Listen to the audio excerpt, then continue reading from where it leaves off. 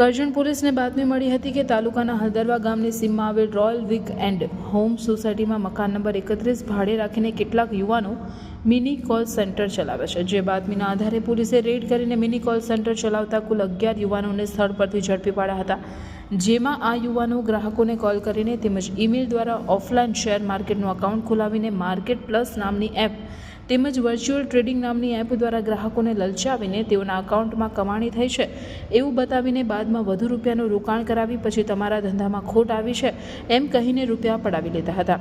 જેમાં પોલીસે સ્થળ પરથી કુલ 11 યુવકોને ઝડપી પાડ્યા હતા, જેમાં યુવકો મોબાઈલ દ્વારા જ લોકોને ઠગતા હતા।